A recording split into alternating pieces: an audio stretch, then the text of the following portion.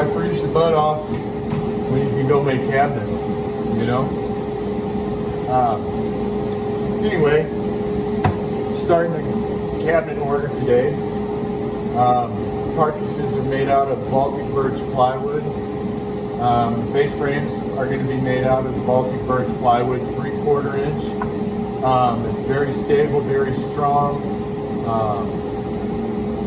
very easy to make dimensional. We've got the old 14-inch table saw rocking today, Dutch collection. We're just starting to rip down the sides, the width. Then we'll take those over to the radial arm saw and cut them to length. So, let's fire this bad boy up. I love this thing. It's 5 horsepower of vintage table saw love.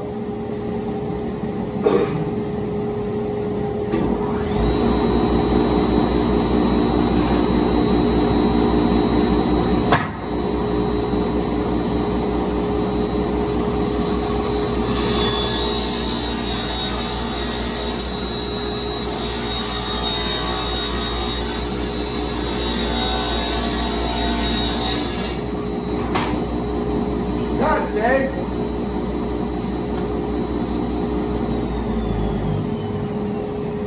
I don't have a 14-inch blade in there today since I'm doing cabinets and my thickest cut's going to be 3/4 of an inch thick.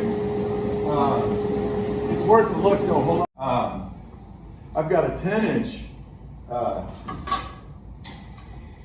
blade. These are industrial blades with industrial carbide. Not something you're going to get at a box store. They're pricey. But here's the 10-inch blade. Multi-purpose kind of. I think it's 72 teeth. But it's a really super blade. It actually came with the saw, and this company Everlast. It's an Everlast blade, and that's how I got turned on to this company. But anyway, here's the 14-inch Monster Dog. Superior Grinding is here in St. Louis, is who is the dealer for these, and I bought them through my friend Joe Vitale in St. Louis. And he sharpens my blades and does any machine work. He's a machinist. But just to give you an idea, and I have 12s for this as well.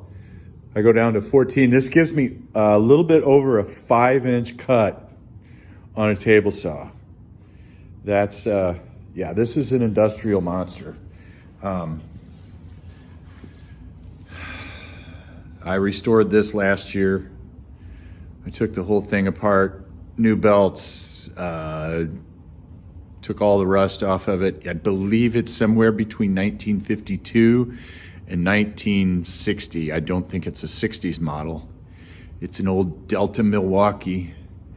It's 5-horse 3-phase, and it's a monster. It's got plenty of power for anything I need it to do, especially with the handles, you know, because this is how I get my hickory sometimes, but I'm running 2 1/4, 2.5 inch thick hickory through this, and the 10-inch saws, for the most part, have a little more trouble than this guy does. This has got plenty of torque. It's got 4 belts on it, not 3. But I love it. I just love it. But anyway, just to give you an idea, if I can find one without having to dig. Well, here's a 12-inch blade. This is a Diablo blade that you would get at a hardware store. So you can get an idea of the circumference of the 10 and the 12 and the 14. I'll try and get them there in the same picture. Yeah. It's the cut on it is, you know, since it's so tall, it tends to do this. So it has some deflection to it. So it's not the greatest cut in the world, but you know, having a 14-inch saw blade is kind of cool. Not to mention, when you put this thing in and give this thing a spin, the momentum on this machine, you can just feel it in the machine. So much so that I had to take extra steps in securing this machine to the floor. I thought just having it on this exercise mat would be sufficient, and it was actually moving on me. So I had to custom make some S brackets. You can see those guys in there, and bolt it with concrete anchors down to the floor. It was an all-day thing getting all 4 of those guys in. I had a hammer drill in there, a drill driver, a hammer, ratchets and open-end wrenches and all kinds of stuff inside there, with my flashlight from my phone trying to get that all done in there. So that was not pleasant. It was not pleasant. How are you all doing today? Are you doing good? It is colder than cold here. It's they say it's 38, but I don't believe them. We were out there and the wind was blowing in, and the wind chill's got to be in the high 20s or so. So anyway, everybody making it okay? I hope so. I really do. Thank you to all the new subscribers. Thank you to the new subscribers. Let's get that out right. I really appreciate it. I appreciate all the comments. I appreciate you guys. You know, Tasman is touched on. Thank you, and absolutely thank you. Absolutely thank you. It's crazy. It is a good kind of crazy. To just have everybody here and to be putting out content, it's a blessing. So anyway, I guess I'll get set up over there at the radio arm, and we'll see what we see. Gonna get them cut to length. Then we'll cut the notches out for the toe kicks. So I'll just be popping in, out and about, with the, here in the shop, and just, you know, bringing you in when it's interesting, and just sparing you the boring stuff. But we've got our 4 sides done, and now they have to be processed further to accept the face frame of the cabinet and the back of the cabinet. So anyway, I'll talk to you in a little bit. Hey friends, we're back at the radial arm saw. Got 3 sides cut, length, 1, 2, 3. So we're going for our 4th. And so I'm just, there's a billion different ways I could do this. I have a track saw, got the radial arm. I could even do it on my sliding compound. I get, about 21 inches of, well, yeah, it's close to 20 inches of width of cut on this radial arm saw. So I'm just, you know, this is already set up and I don't want to get a bunch of stuff out. So we got the dust collection on. I've got 34 and a half, 23 and a half wide. I've got 34 and a half tall, which with the 1.5 inch counter will make it a standard kitchen cabinet height of 36 inches. And so let's see if I can get you guys in a good spot. Hopefully that's gonna work. Oh, I think that'll work good. You still rolling? Yep, okay.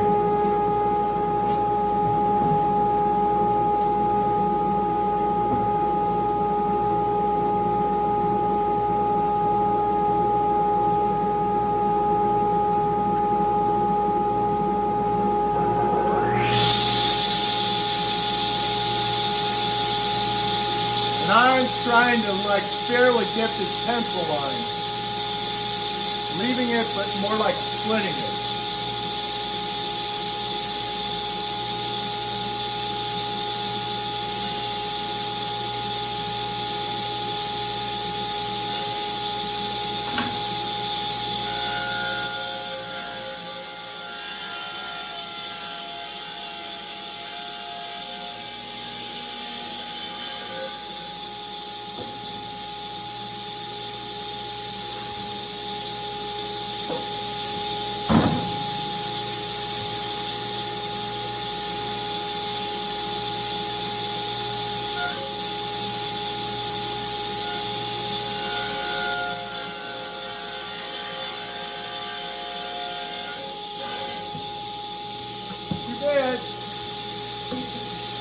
What you're trying for when you do that, you got to make sure you don't have any run out on your saw, because you don't want the next side that you cut, which was this for me, you don't want this to be too long, or as you pull it through, you don't want your saw blade to dig into the part that you just cut. So anyway, oh, that birch makes me cough. Little fuzz. Sanding block takes the fuzz off. And we've got 4 sides. So we got a pair there. These are a pair of cabinets that are going to go on either side of the built-in I'm working on. And it's good. These are going to have cabinets on top, and then there'll be live edge shelves in the middle between the 2 cabinets, the 2 upper cabinets. So, gonna do some more layout and get geared up for the next couple of things I got to do to these. So I'll bring you back in. Talk to you soon. Hey, back again. So now I'm getting set up to cut the toe kicks, which, if you don't know what a toe kick is on a cabinet, on a base cabinet, it's that notch, like in your kitchen. If you look at the bottom of your cabinet, there's a little notch out of the front of it, and it's so that you don't step on the front of the cabinet if the face frame went down to the floor. So it's just a little recess area that for your toes, hence the name toe kick. So anyway, I have got my track saw set up. I ended up getting it out anyway, but this is a much simpler cut than trying to cut plywood with a track saw on the bench, because you have to get 2x4s out to prop up the plywood. It's just a big hassle. So anyway, this is not so much of a hassle, and it's going to give me a nice cut. Yes, I could do this freehand, but I want to make a nice cut. These are going to be nice cabinets, so we're going to go ahead and do that. I've got the 2 sides clamped together so that we're going to be cutting this in one shot so that they're identical. Yes, you could lay them out separately and do it, but you run the risk of inaccuracies. So plus this just saves time. You're cutting, doing one operation and getting 2 results. Got it hooked up to my dust collection vac. The vac comes on when the tool goes on, and pretty much no dust.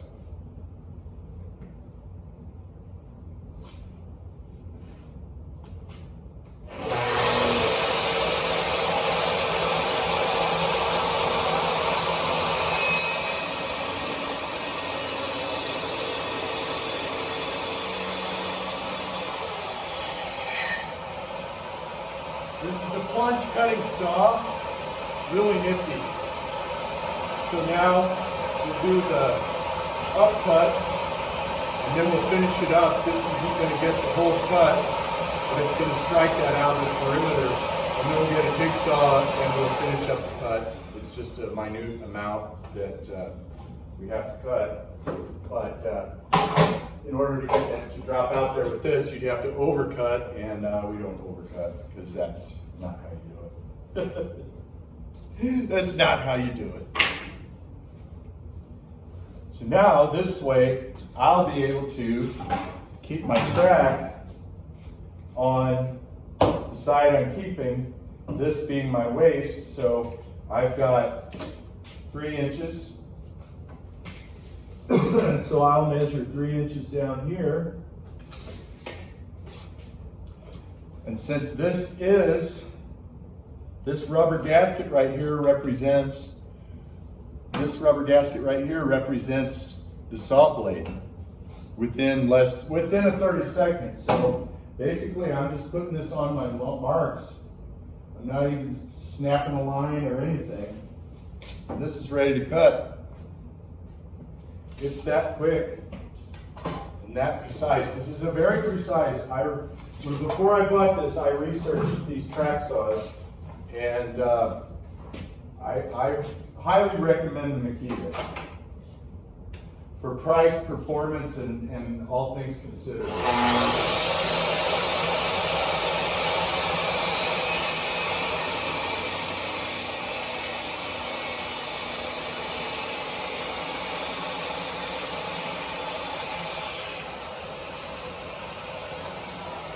The blade in this thing is phenomenal.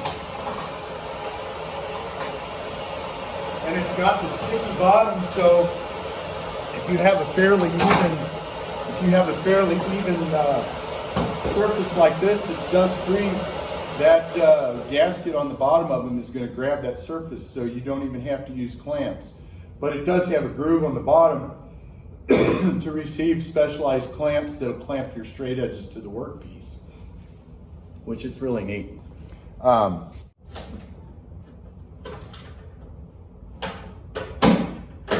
Steal a little power from this.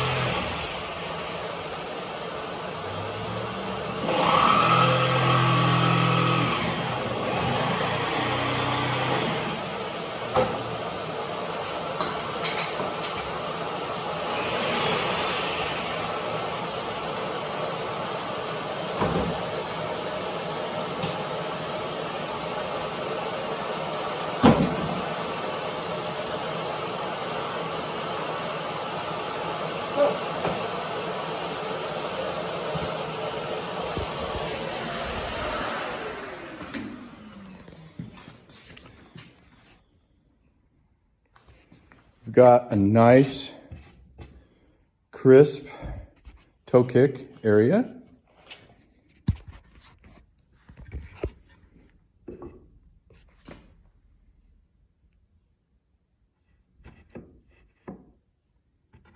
Yep.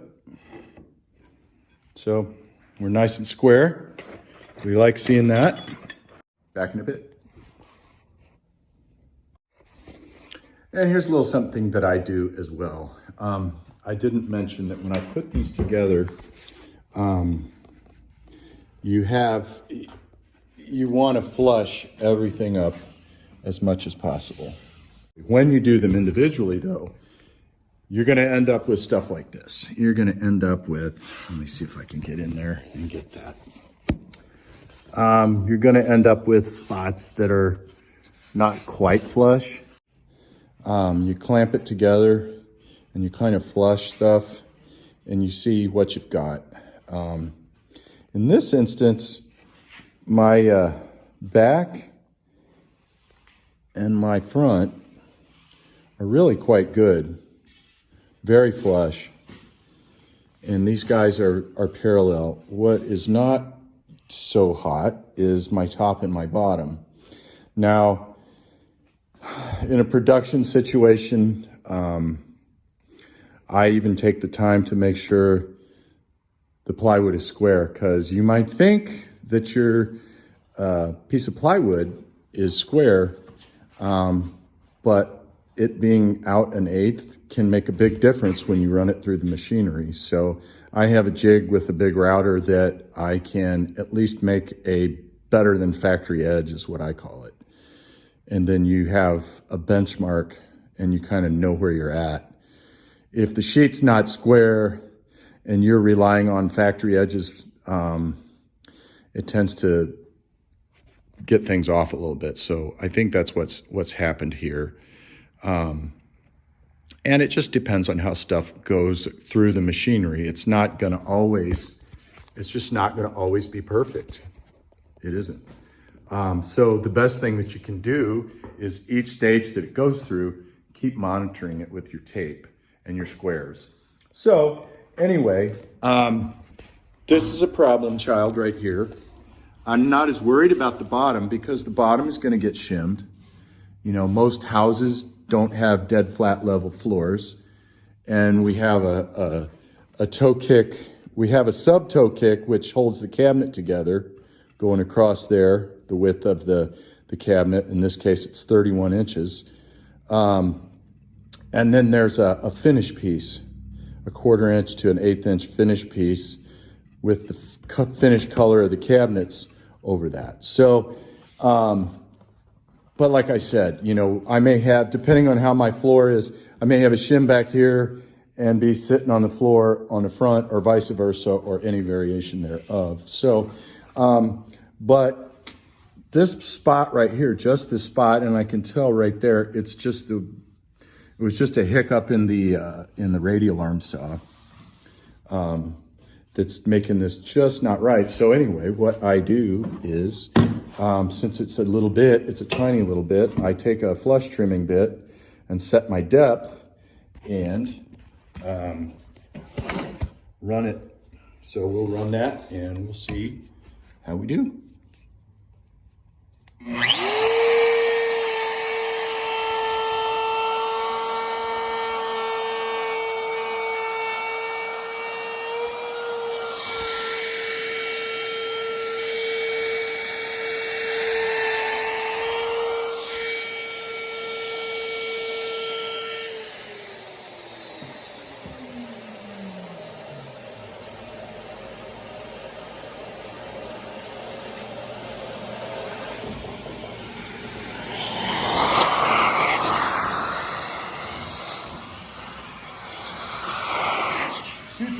'21 is going to be the year of dust control.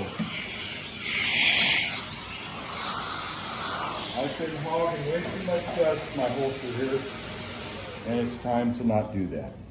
But now you can see we've got a super nice edge here. It's very nice. In fact, this is just a fuzz over here on the front, but it sure would look good, would look better if I ran that as well. So I'm going to take the piece. Oops, I clamped it to the table. Oh, these clamps. Oh, wow, that might work. You get that? I love these clamps. They're awesome. Let's see here. So now we're going over with the piece.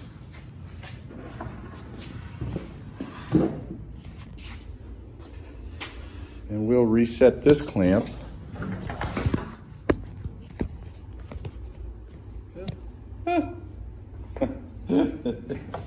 Expert cameramanship here. Not. Help, Nick Pixel. Nick's like, I'm giving you all the help I'm going or can. Your help, the help you need is beyond me, says Nick. Okay, so yeah, this is like, it's super flush there. It's out just a little bit here, so that's gonna clean that right up. So let me see if I can do this.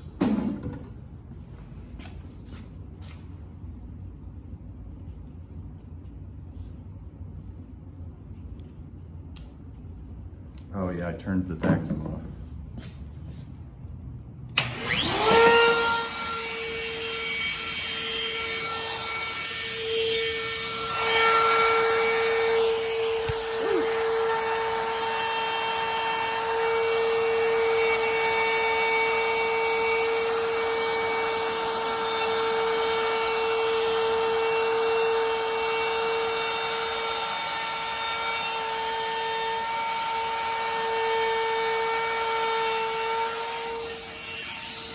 My cord was catching. There we go, we finished this up. That's pretty cool.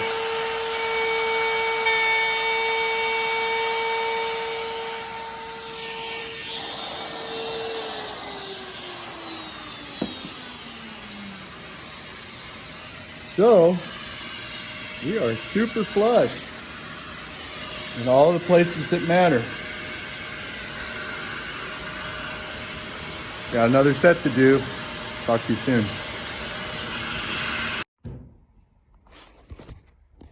All right, we got 2 pairs of cabinet sides in not too long. I think maybe it took me 45 minutes, an hour to get to this point. So we've got these guys are ready for more processing. They're going to get a rabbet on the back, which a rabbet is like a section of this will be removed, not like that, but there's going to be a 1/4-inch plywood back, which this is 1/4-inch beaded ceiling, fake beaded ceiling. It's birch, but it's not traditional molding. It's just a CNC makes all these grooves and stuff. But this is going to be the back of the inside of the cabinet.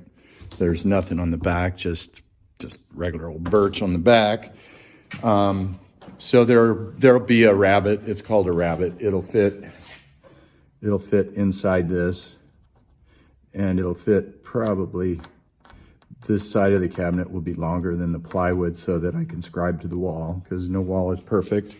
And then we'll be looking at the inside for probably cleats. I could do dados, which a dado is a groove basically that you put in and let the plywood fit in here.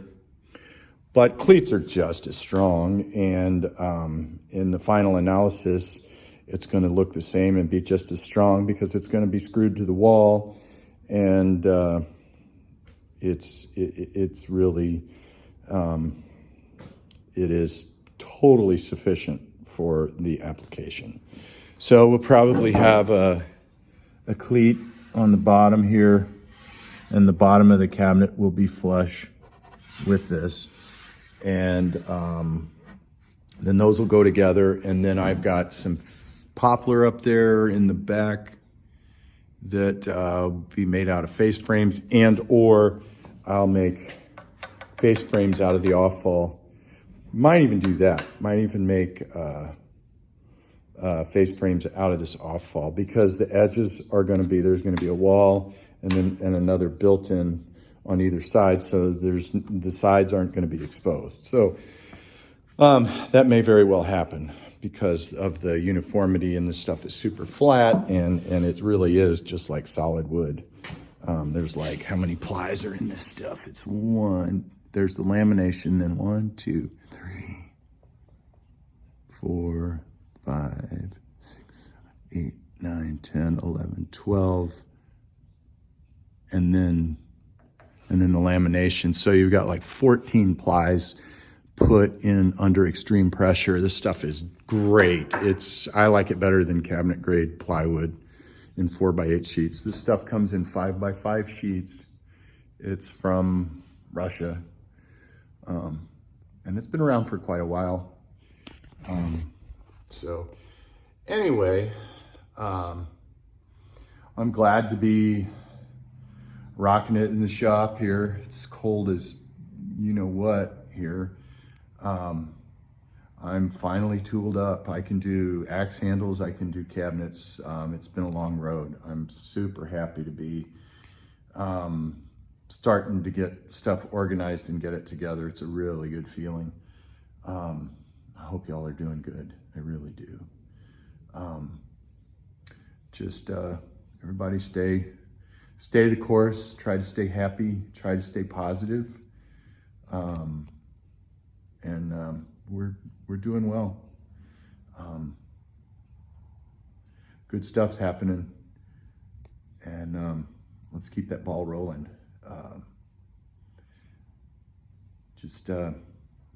Stay in touch.